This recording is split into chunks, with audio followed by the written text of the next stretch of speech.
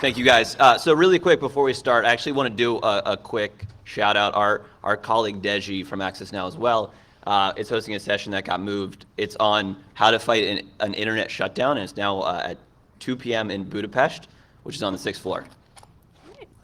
So good officially afternoon, everybody. It's now 12 o'clock. I hope you're doing well today. Thanks for joining us here at HOPE. We're from Access Now, which is a nonprofit organization that works globally with the mission to defend and extend the rights of users at risk, which means from about 10 different locations around the world, we work on issues involving policy, advocacy, and technology that directly impact the everyday person. And just to introduce ourselves, I'm going to introduce Amy very quickly. She's the U.S. Policy Manager and Global Policy Counsel at Access Now, and we're going to get both into the U.S. policy and the global policy shortly. She was previously Director of Domestic Surveillance Project at Epic, and now serves on some boards, and she's a liaison to the American Bar Association's Cybersecurity Working Group. I would argue that she's the world's leading expert on Hamilton, the musical, the intersection of Hamilton and crypto. So if you have any questions on the intersection of those two worlds, I think Amy is your person.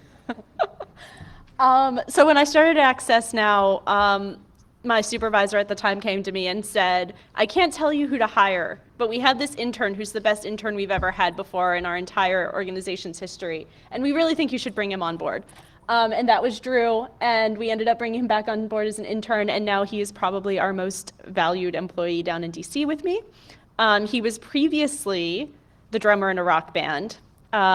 He is now policy counsel at Access Now, working specifically on issues of cybersecurity. So, to start, I want everybody to hold your phone up in the air. Every cowboy Get you in the mood. I know, if you have more than one, just pick your favorite. Every rose has its thorn. Great, thank you. So you can see we're kind of all part of one community, in that we all kind of know that there's an internet and there's a thing out there and we can connect to people through it, which is wonderful. That community knows what the internet is, and that's a really good start for this talk today. That's kind of the base of knowledge that you need. When you interact with people on the internet, be it through messaging, banking, dating, something else, I don't want to know, those interactions are probably, or at least they should be, protected by encryption. So encryption in its simplest, most drilled down terms is the math that secures our digital interactions. And I know a lot of you out there already know this. Obviously, we're at HOPE. You guys are some of the most talented individuals when it comes to knowing issues about encryption and computer science and that kind of stuff. But don't run away, because we're going to start with the basics. Just do a little review, and then we're going to get into kind of the heart of our presentation. But when you heard our bios, you were probably thinking of people who live here, our wonderful home field. It's the home of the techno-illiterate members of Congress and their staff, graying lobbyists, and a bunch of other people who don't really know what's going on in the world. But when we talk about encryption and the people who don't understand it, you may not know that we're also talking about people who live here, and here, and here, and here, and here, and here, and basically all over the world. The inability to understand and appreciate encryption is a global phenomenon. And the battlefields that we're fighting that war on are continuing to grow. And encryption is continuing to be undermined and banned in many and growing places. And we need your help in these fights, if only to make sure that we don't end up in some weird, bad dystopian future. You know, I really thought about including a picture from Donald Trump's acceptance speech last night, but I thought that might be a little bit too scary to start off the conference. A little political. But so before we go into the future, let's just do a little review of the past. Encryption, which as we mentioned is the art of concealing messages in code, has been around about as long as we've had communications between human beings. Julius Caesar famously used encryption to communicate in military matters, and he did so by shifting the letters of the alphabet. This technique is now known as the Caesar cipher in his honor. So if Caesar wanted to secretly communicate, Brutus is my homeboy, what he'd write is Uwixa live pib kerherb. If you want to get rich quick, on his death in 1730, famed pirate Olivier Levasseur, my French is not good, probably hid his location of a great treasure with encrypted text, and that treasure has never been found. And thanks to Drew for teeing this one up for me. In the early 1800s, former Vice President Aaron Burr was tried for treason, and the key piece of evidence was actually an encrypted letter that he sent to General James Wilkinson. He had dictated that letter to his secretary, whose name was Just Willie, think Madonna. His case was the first time a U.S. court ever confronted the question on encryption in the context of the U.S. Constitution. And you all may remember the most recent. Encryption was a key factor in World War II, as both sides simultaneously tried to hide their own activities while uncovering the others, while not letting the other side know that they'd done so. When the US and the UK broke the Enigma encryption, it marked kind of a turning point in the war, but it also marked the beginning of the age of modern computers. And computers have really changed the game on encryption. Today, anyone who gets on the internet interacts with encryption daily and probably doesn't know it. Encryption today is more important than ever. So for everyday people like those on this slide, encryption is the silent bodyguard doing its best to keep unauthorized parties out of our digital lives. It's where we bank, where we email, chat, Snapchat, set up dates, call an Uber, buy movie tickets, all those things that we do on a daily basis. It feels like every day a new encrypted messaging app is launched, or the messaging services that people already use are turning on encryption or providing the option. We just saw Facebook Messenger just enabled crypto by choice. But it's more than just messaging. Let's Encrypt. The Let's Encrypt project has already issued an impressive 5 million plus HTTPS certificates. So there's a much greater chance that now as you browse the internet, you're doing it securely. And the tools are also improving to secure data on your smartphone that you held up earlier. The vast majority of iPhones are now encrypted by default, and while fewer Androids are encrypted, I think that number will be improving in the near future. So 3 days from now, when you're hungover, have your conference sleep schedule, you leave your phone on your chair at a delirium, these brilliant people walking around at Hope are going to have a much more difficult time gaining access to that critical information on your phone. And for companies, encryption is not only a matter of protecting their intellectual property or their internal communications, it also protects the trust of their customers. And mostly crypto helps the helpers, the people we deal with on a daily basis. There's a reason that journalists and lawyers are frequently targeted for surveillance. They're in touch with some of the most vulnerable members of society and frequently don't have the technical background or know-how to protect their clients and their customers. If there is a duty on these institutions and the individuals, they really are not living up to that. But we know that crypto is imperfect, right? I mean, we know it doesn't protect metadata, for example. There's a lot of personal information still floating around in the ether. It can't protect against many methods of hacking, password loss, normal human error.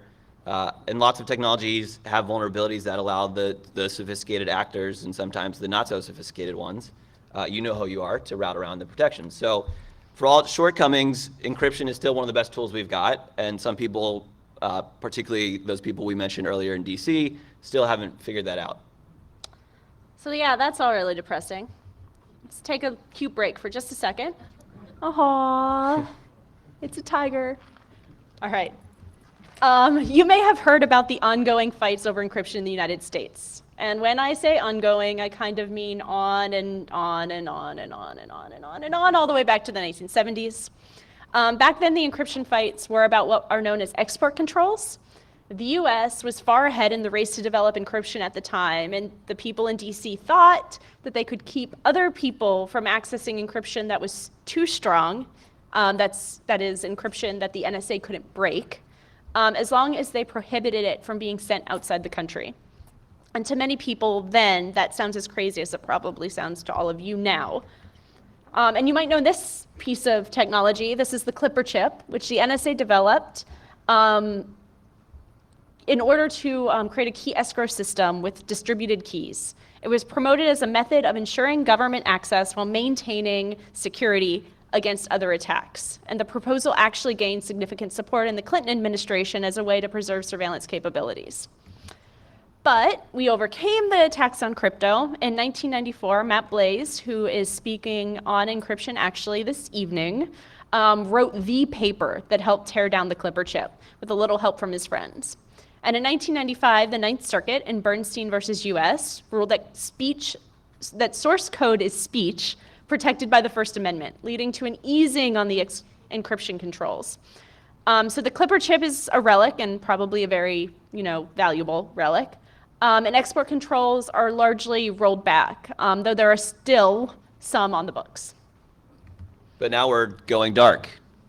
So the FBI, most recently through the director, James Comey, has continuously gotten up in front of Congress and said there's some amount of data that law enforcement cannot access because it's encrypted. Let's digress for a second to recognize the misleading nature of the claim. So while the FBI raises the going dark alarm for the better part of the decade, in reality, we're in a golden age of surveillance. Never has there been so much data about people's personal lives so readily available. So when you talk about how encryption impacts this picture, it's probably less like this and more like this.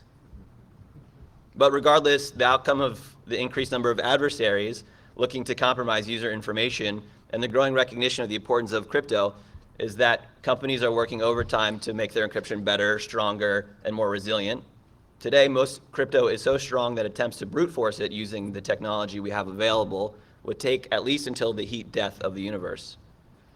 One of the strongest forms of crypto available now ensures that only the people with the keys can actually access that information, or if it's a device, with the owner of the device. So this is the type of encryption being implemented in iMessage, WhatsApp, Silent Circle, all the messaging apps that many people have now adopted. There are cases where the FBI reported that they are having trouble getting to evidence. So Director Comey got in front of Congress, issued and urged them to respond to this problem. One legislative proposal that we've seen was introduced by a representative named McCall, Republican from Texas, and a Democratic senator from Warner from Virginia, rather. And it wants to establish a commission to study the problem of encryption, quote unquote. That it's not so bad, especially when compared to the nightmare-inducing Burr-Feinstein proposal. So named for its sponsors, the eminent Senators Richard Burr from North Carolina and Dianne Feinstein from California, in case you happen to vote in either of those states. Richard Burr's up for election this year if you're in North Carolina. The legislation not only requires companies maintain access to unencrypted text that it controls, but if the company operates an app store, e.g. Apple, Google, they would also have to ensure access to data that operates through the apps in that app store. So that catches you up to where the conversation in the US is, but these policy debates are taking place all over the world, and that's where we started.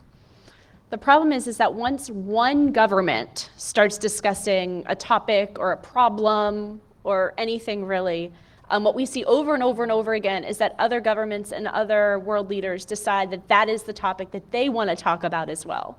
So an example of this is mandatory data retention.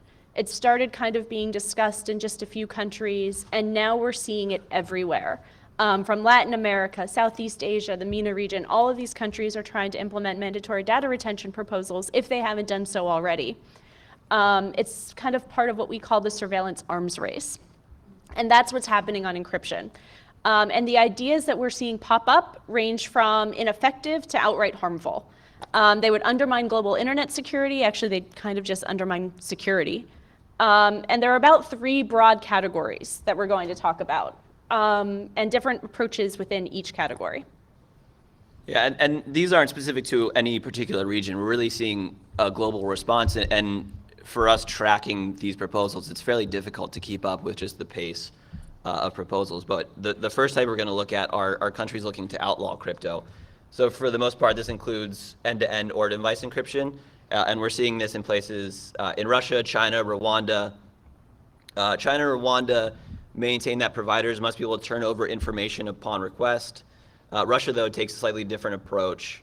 A law that just passed earlier this month would require that some companies, although we don't know which ones, have to turn over encryption keys to the government, specifically to the security forces. penalties for disobeying these laws can often be extreme.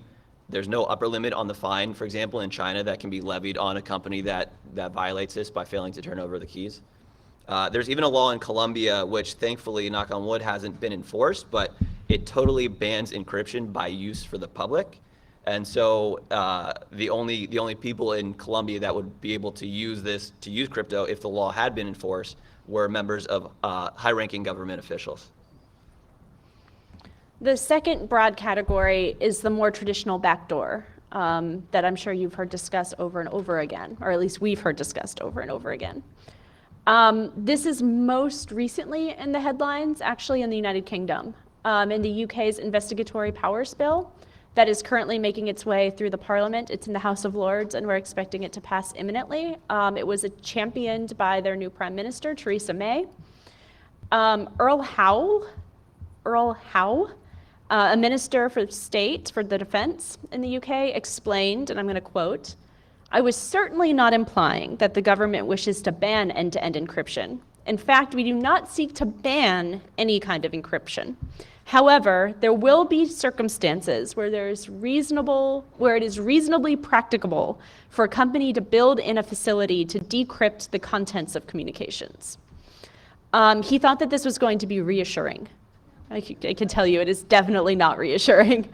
And oddly enough, two countries you rarely hear discussed at the same time, but this is eerily similar to a proposal that we've seen in Kazakhstan, where they reportedly require users to install and download what are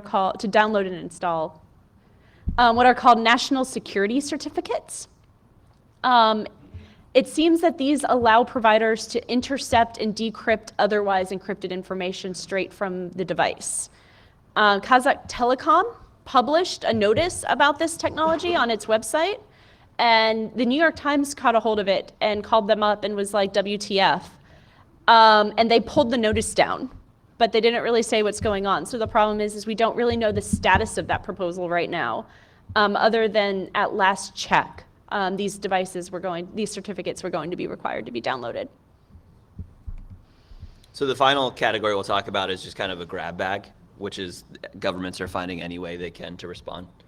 So for example, in Brazil, you might have heard that they imprisoned a senior executive from Facebook after WhatsApp implemented end-to-end encryption for the messaging service. The company was obviously not able to hand over the data. Just this past week, earlier this week, we saw a Brazilian court order WhatsApp shut down because WhatsApp was not able to, again, provide data that was end-to-end encrypted. Thankfully, that was overturned, but WhatsApp is widely used in Brazil, so to shut down the service for the entire country obviously impacts millions of people. So taking up a similar banner, France can also consider a law that would enable the arrest of company officials for not handing over unencrypted content. Thankfully, that policy was disregarded.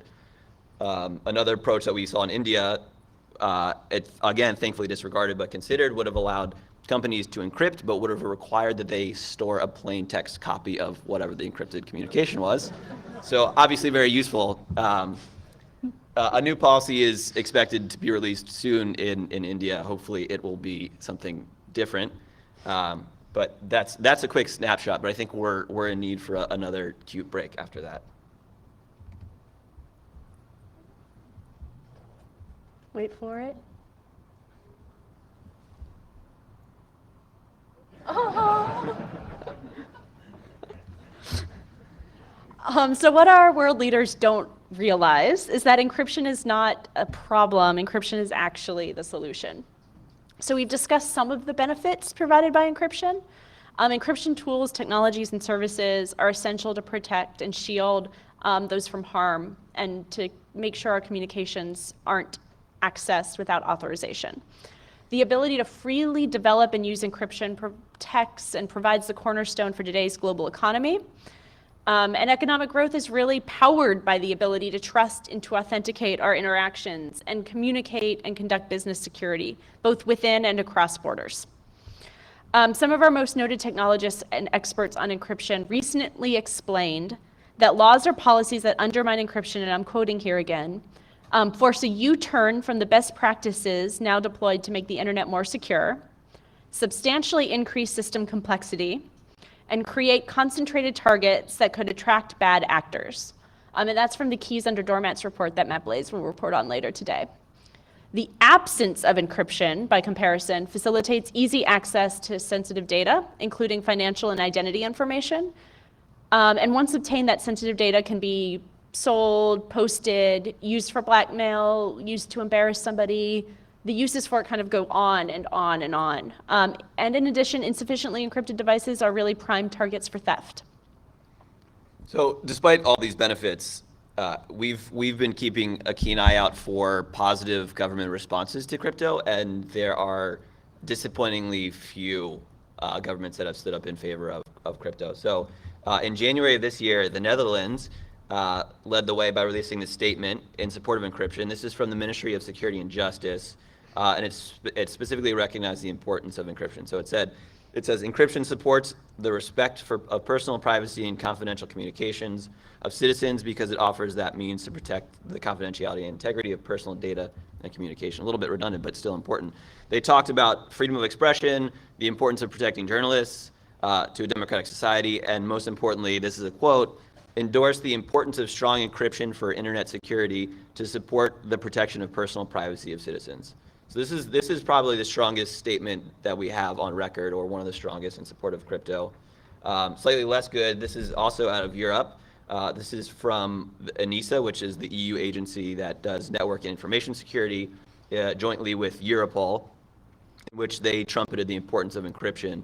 Ultimately, unfortunately, hedged on the recommendation, but they said, when circumvention is not possible, yet access to encrypted information is imperative for justice and security, then feasible solutions to decryption without weakening the protective mechanisms must be offered, both in legislation and through continuous technical evolution. So if you guys don't know what that is code for, is they want to authorize government hacking, which is kind of the next step of this communication, or of this conversation.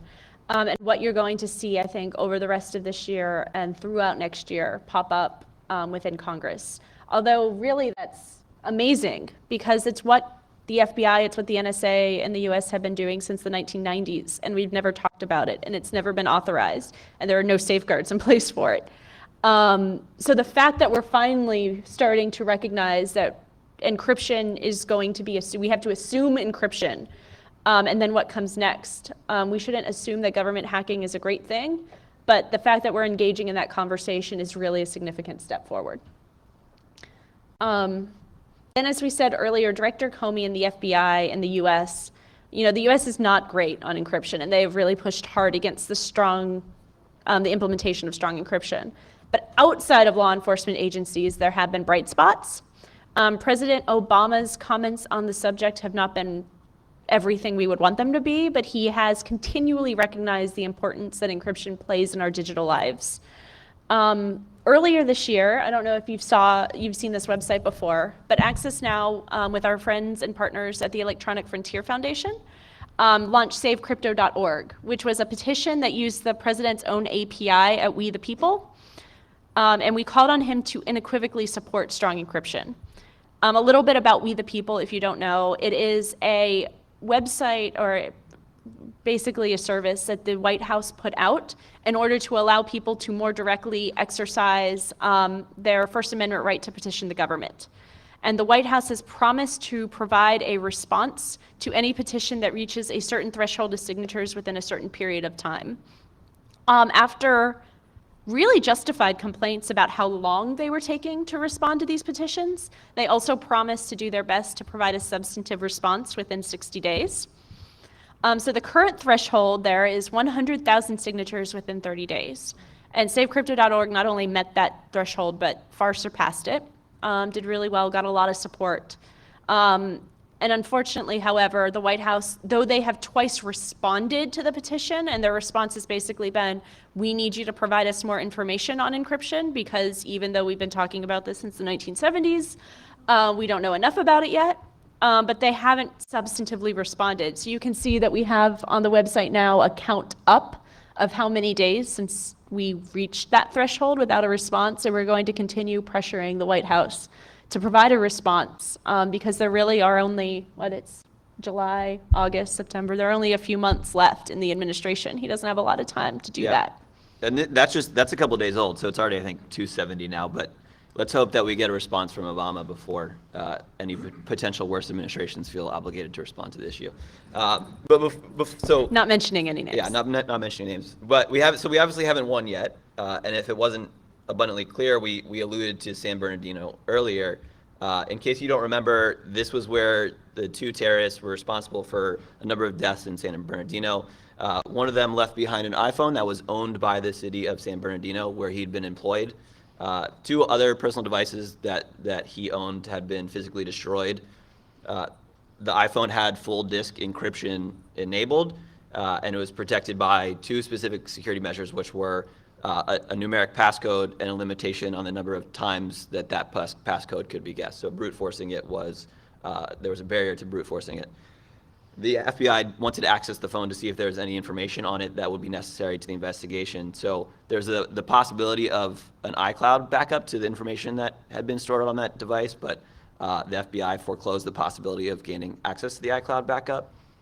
So they decided the only option was to compel Apple under a law called the All Writs Act to build a new operating system that would bypass the security features that were vital to the full disk encryption. So ultimately, they didn't actually need to use the All Writs Act to compel. They actually purchased an exploit from a third party that enabled them to bypass the crypto. So the court had approved the FBI's request. Apple moved to challenge the approval.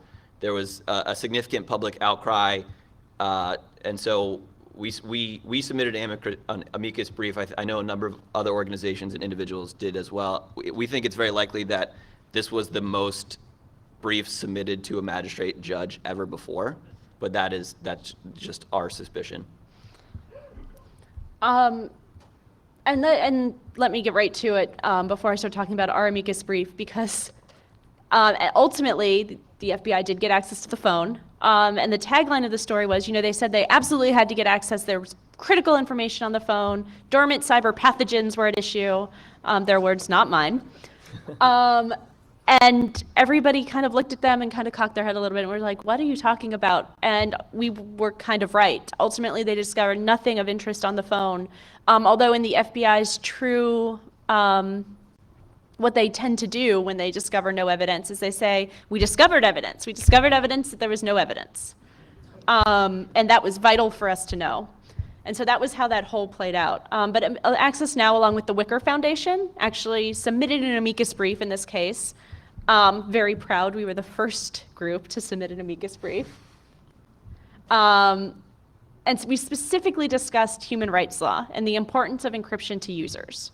Encryption and anonymity are essential to our ability to express ourselves. So without it, activists, journalists, people around the world, people in this room are at greater risk of exploitation. At Access Now, we know this because we operate a digital security helpline that provides direct technical assistance to users at risk and members of civil society all over the world. And the brief, we raised some of the cases where data insecurity put real people at risk of significant harm. In one case, a blogger was arrested in Southeast Asia after the government compromised their unsecured iPhone. And in another, our helpline advised South African activists on how to communicate securely when they were under threat of their personal information leaking ahead of a protest. These cases and others highlight why encryption is so important for human rights. But you don't really have to take my word for it, because who am I?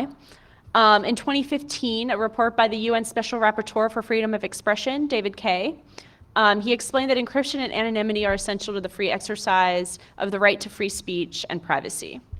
And while we know this, it's really, really hard to report on the benefits of encryption, partly because it's hard to prove a negative, and partly because encryption works best when you don't know that it's there and when it operates seamlessly in the background. So you have to be more imaginative to see its value.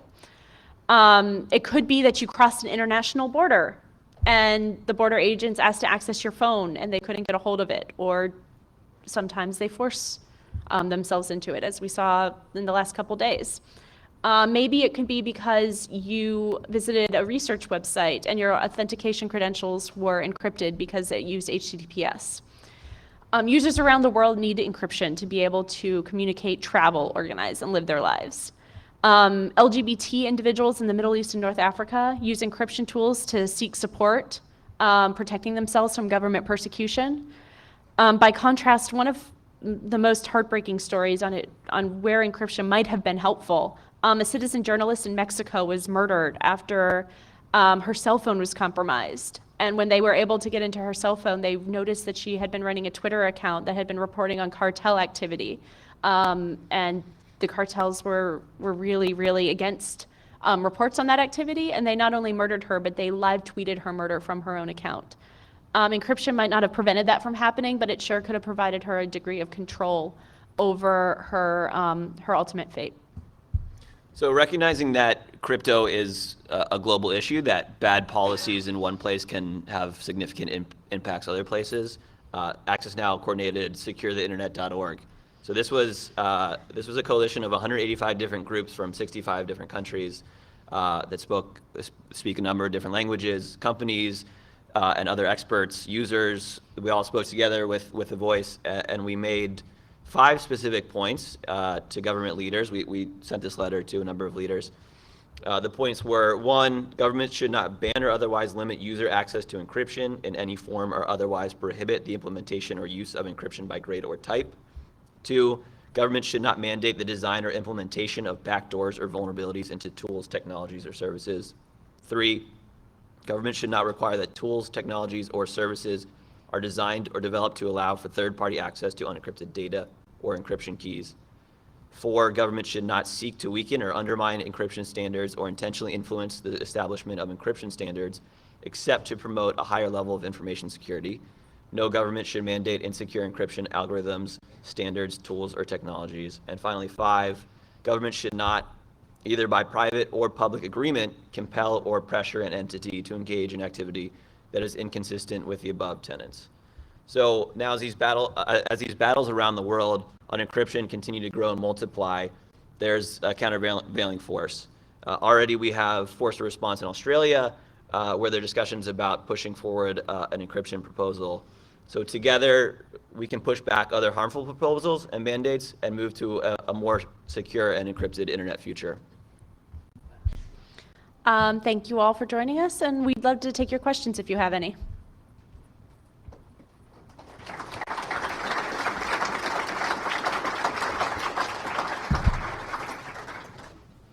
First of all, let me say thanks. It's super fantastic to get just like that lay of the land. I think what I really want is like the next hour talk about what the conversation around legalized government hacking looks like, right? Like that's where this goes, the lowest cost access to information looks like that. I'm curious what you think, like what's the top line takeaway for you for that conversation here in the States? Like what would you start doing tomorrow morning about that stuff, right? I love that question because in 2 weeks, actually, Access Now is hoping 2 or 3 weeks to put out a report on government hacking and specifically its interaction with human rights and how if it complies with human rights law and standards around the world. So we're basically right now digging into that question. And I think that is really a preliminary question. Is government hacking even possible in line with international law? And I think the answer, like spoiler, is most of the times no. And maybe in some cases, but there have to be extreme safeguards, including a lot of transparency and accountability measures put into place. So I think we need to start with when it should be banned outright, and then talk about how extreme the safeguards can be on the back end. Well, I'll just add very quickly before you ask your follow-up. Whereas encryption, there's some established body of law maybe, or some policy on point. Hacking, there's significantly less. So it requires some creativity in thinking about how it's actually been used, what are the implications, and then following that, what are the policies? And so without the presidential policies on point, it requires some level of creativity to think about what safeguards should be put in place. Awesome. I'll keep my eyes peeled then. Thanks. Thanks. Hey there, my name's Brady Dale. I'm a tech reporter based here in New York, and one of the things I'm starting to get starting to suspect, and I wonder if you guys can speak to this, if it's something that you've seen, is it seems like there was a story last week, well, it just came out yesterday, about a journalist at the LA airport who was asked to turn over her phones, and she refused, and they ultimately let her go and didn't ask her for it. But I sort of feel like a few of the other stories I've seen of like the FBI asking big companies for data about users sort of follows a similar line of inquiry where it seems like sometimes government operatives ask for things they don't have the authority to ask for because you can always ask. It's assuming people will think they have the authority to ask for it, and so then they'll give it to them. And then sometimes some companies say, like, well, show us where the authority comes from to do that, and they're like, oh, whoops, we don't have it. But is that a thing that you guys are observing? Is agencies asking for things that they don't actually have a legal right to ask for, but they're just asking because they think people might give it to them anyway? Oftentimes they're asking for what they think they can ask for or what they interpret that they can ask for. Intelligence agencies in the US and everywhere want to push their authority to its outer boundaries. They want as much as possible. Drew and I actually wrote an implementation guide for what are called, this is a mouthful, the International Principles on the Application of Human Rights to Communication Surveillance. And one of the things that we said, and that I think is really good advice for people who own companies, is that they need to challenge these orders always, because you never know when there is a faulty interpretation of law, or that they're trying to kind of sneak one of these requests in that pushes the outer boundaries. And so we think that challenge is really necessary, and to make sure that a court is really digging into this and looking at it. These approvals happen ex parte most of the time. There's nobody else in the room. The user definitely doesn't know about it, and it really falls on the company to make sure that some degree of rights are protected or at least examined in the approval process. Yeah, and I think if you look at the way that the Department of Justice used the All Writs Act, they said we have a valid search warrant, and so we're trying to force Apple to comply with it. And forcing them to comply, though, involved an entire universe of potential things that Apple could do, right? So there was not really much, under the case that the DOJ was arguing, there's not really much limit on what they could actually get out of Apple. And so I think there potentially is, that's outside of maybe the informal request that maybe you're specifically talking about, but even under formal requests under the All Writs Act, there's potentially a significant amount of leeway that the government is arguing that it has access to. I think the things that it can do to compel companies to comply with its orders. Hi, I've mostly heard most of the current arguments being about danger to life and being arrested, things like that. Maybe you can comment on some of the effects that some of these proposed laws might have to financial records, or what effect it might have on SOX compliance or PCI HIPAA. Yeah. Go ahead. These are the same crypto systems that deal with messaging and device storage are implemented on things like financial systems, right, and health systems, and so that's one of the things that we certainly have argued, is that if you're talking about requiring a backdoor in crypto, it's certainly not going to be just limited to devices or communications. It's going to impact financial systems, health systems, kind of the world of systems that require critical protections. These proposals are actually, I think, really amping up how much knowledge people have to have, including medical professionals who are trying to protect health data under HIPAA, lawyers who have a duty of confidentiality to their clients. Can those people buy technologies from countries that have implemented encryption mandates? Probably not. And if the US follows suit, to what extent is it outside of those duties of care to purchase technologies implemented or produced within that jurisdiction? Can you buy US technology? And certainly one of the arguments being made in DC is that this is going to kill the US tech industry. People will have to outsource to where they can actually create adequate security within their systems that people trust and that doesn't have backdoors. Right. So, as far as the proposed laws that you mentioned in England, how might that affect the safe harbor problems that we're having communicating with European countries and storing their data? Yeah. It probably won't impact that conversation. What it's more likely to impact is there is currently a proposal that we just got draft language on a week ago, Friday evening at about 7 p.m., because that's when DOJ drops things that they don't really want you to pay attention to, where the UK wants direct access under its own laws to wiretap and to go to companies in the United States and get data, and it requires a change of US law.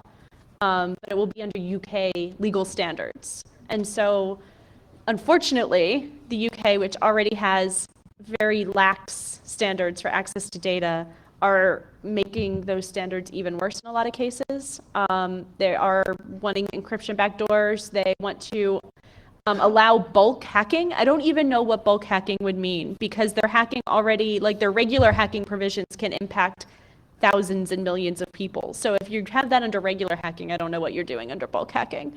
And so I think that is the proposal that I'm hoping will come under threat from the UK, especially now that the UK isn't part of the EU or imminently won't be part of the EU. I don't think that it will interact with the Privacy Shield negotiations. Thanks.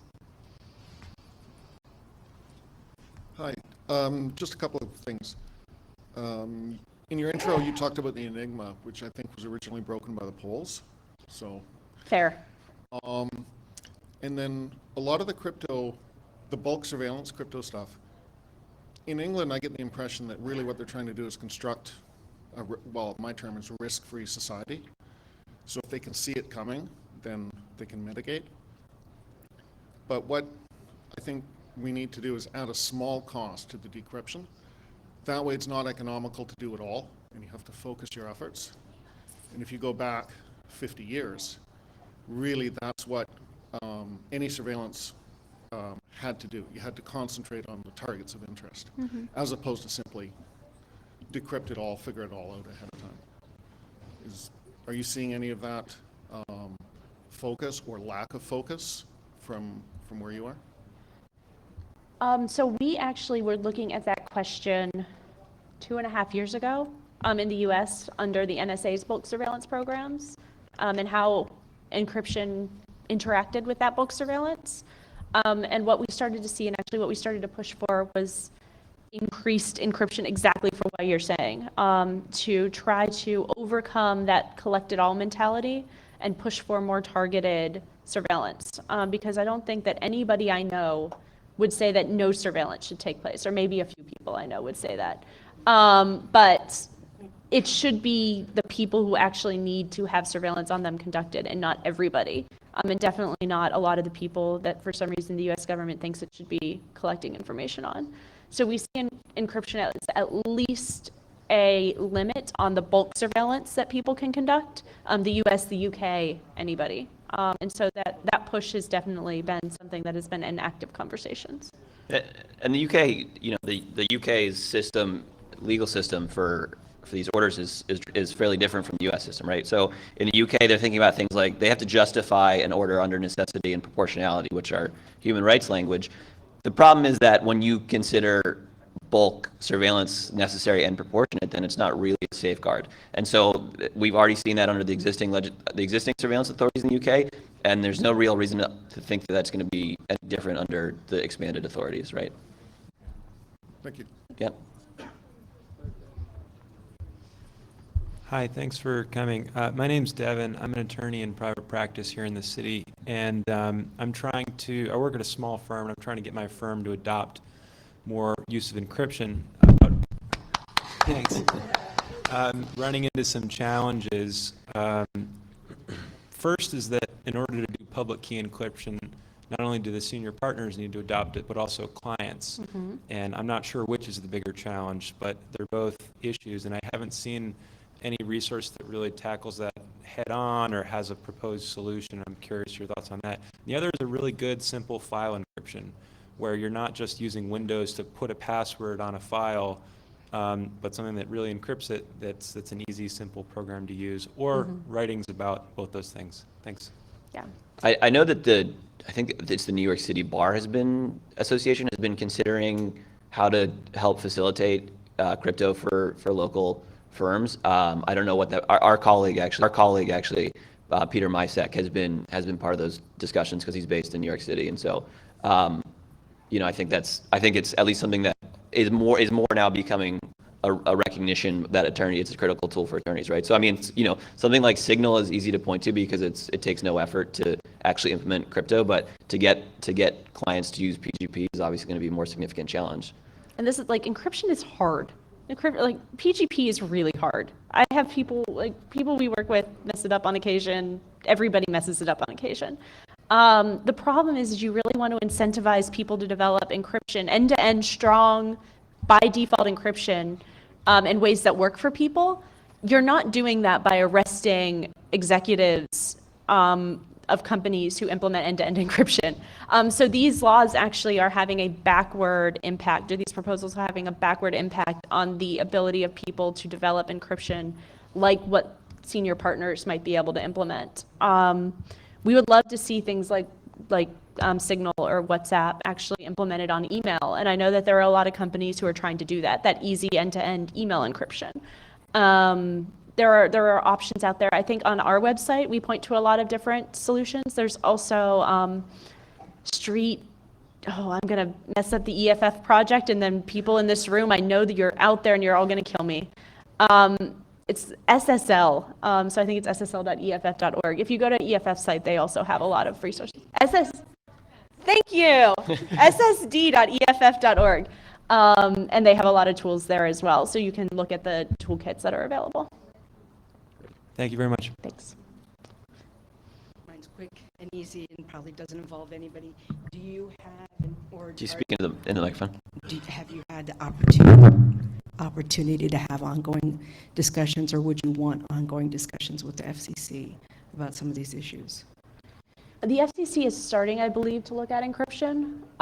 We're trying to figure out the best ways to interact. We work with a lot of different agencies. The FTC, I think, just brought their first few complaints on companies not implementing encryption. So would you like help just being able to do basically this presentation to the 8th floor?